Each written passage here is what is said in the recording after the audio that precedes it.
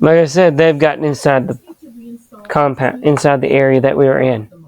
They've gotten to the tomb. We could hear their boots come down the steps, down that hallway. This was when Plan B came into order. See, the traps had taken out at least 5 or 6 of them last count.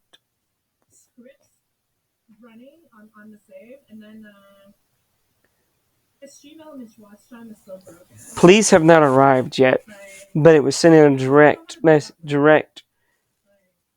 to the police and to whoever else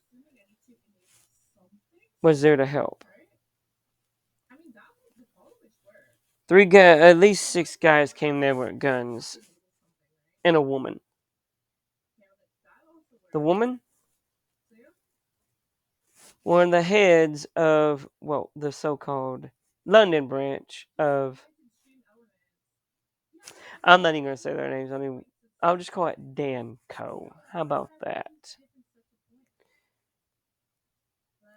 One of the heads of the London Danco. This company was the company that wanted all magical objects, all legendary creatures, for some ungodly known reason.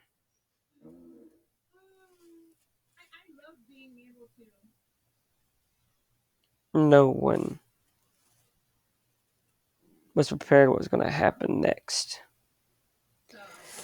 She walked up to me, walked up to the professor, and order was spouting about that they were going to have this and they were going to have whatever was in it. And there was nothing we could do about it. Again, 6 guys with guns and one pissed off lady. Fun times. She ordered me, the professor, and Sarah, and Jim to open the main chamber. Now, mind you, no one's been in this chamber in a very, very, very long time.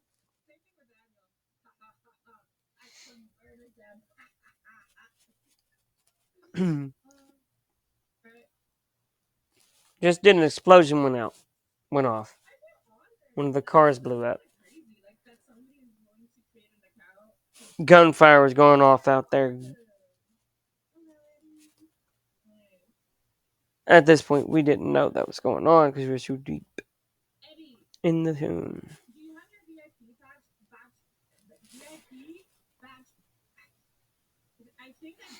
She had to shove the doors open to the tomb, the main chamber. And a trap triggered. Just as the doors opened, 2 arrows entered the chest of the man standing in front of her. He fell. Oh, of course, he was dead.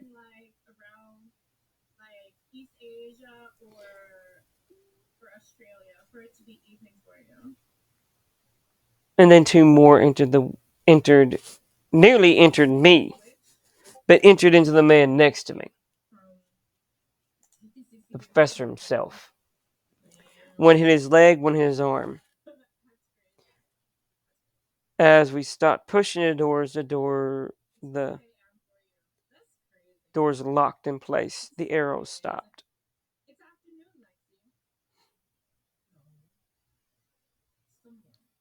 Sarah was worried about her father, rushed over to his aid. The lady just walked over unconvincingly, not worried about the professor. She was clearly worried because he was the only one that knew how to open the tomb, the casket that the man laid in. See, there's a certain way you had to open it.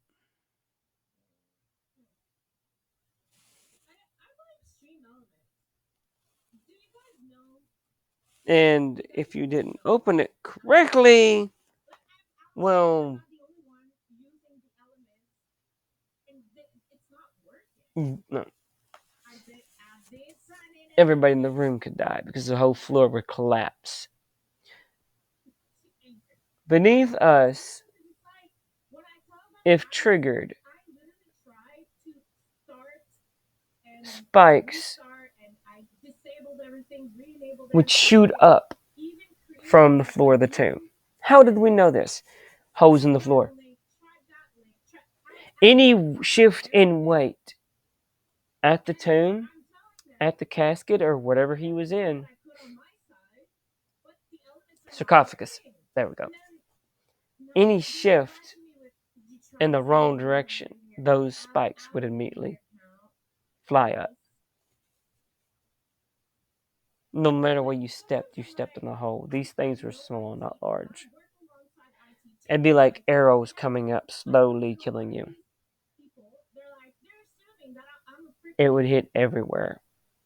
And the sarcophagus would crumble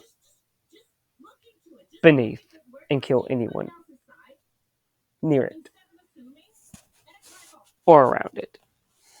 Because it would drop into spikes below it. How did I know this? Well,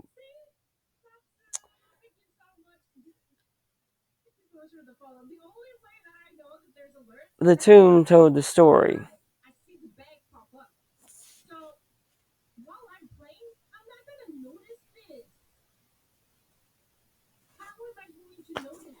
In ruins.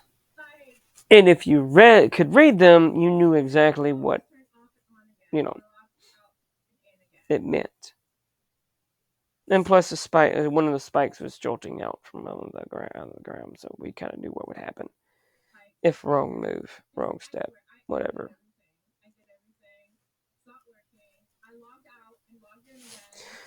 So she got the professor up, got the arrow. They got the arrows out of him after about a half an hour, I would say. Meanwhile, gunfire still going off outside. Again, not able to hear it. Tomb shut. As soon as we open the inner door, the outer door is shut.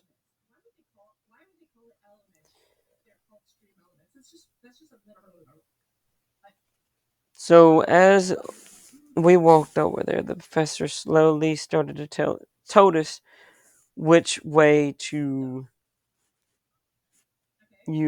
where to step. So we wouldn't die. We got to the sarcophagus and we were about to remove the casing in which the sarcophagus lied in.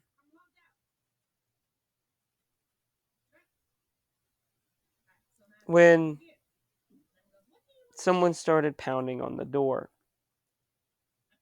You're like, this is a stone door. How can you trust me? This said person is not a person to anger.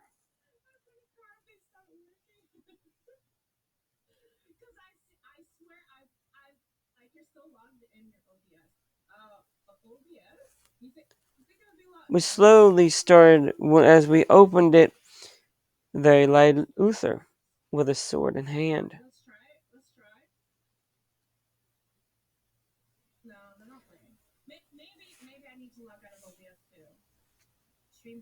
Now, we all know Uther shoved his sword into the stone,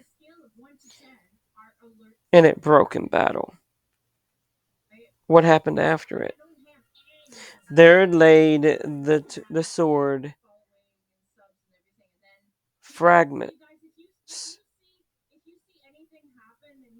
welded, magically sealed together, or glued together magically, by Merlin himself.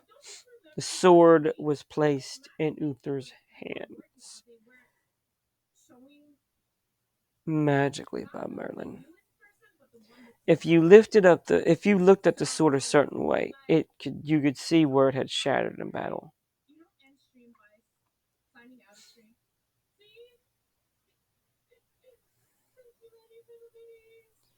The sword is now magic. Now, what happened next? I'll tell you.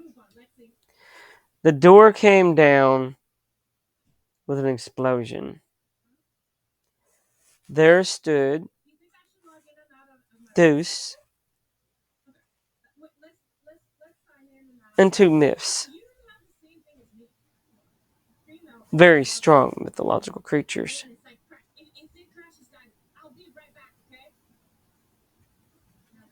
Wolf, not a werewolf, a dog man, and a Bigfoot.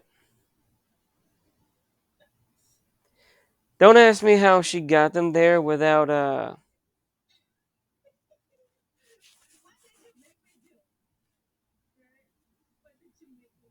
got them there. I don't know, nor did I ask.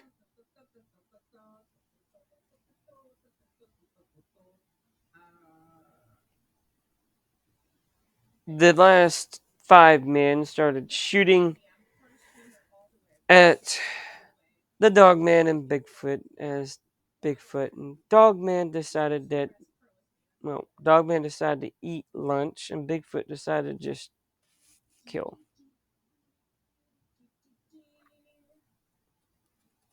Just as the woman was about to hurt the professor, pull and shoot one of us, Deuce turned the hand to stone. It crumbled. Sarah said, "Stop."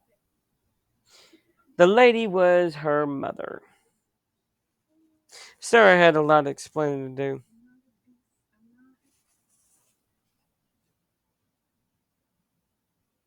A lot of explaining to do. But then we'll do in the next one. Good luck, good night, and God bless.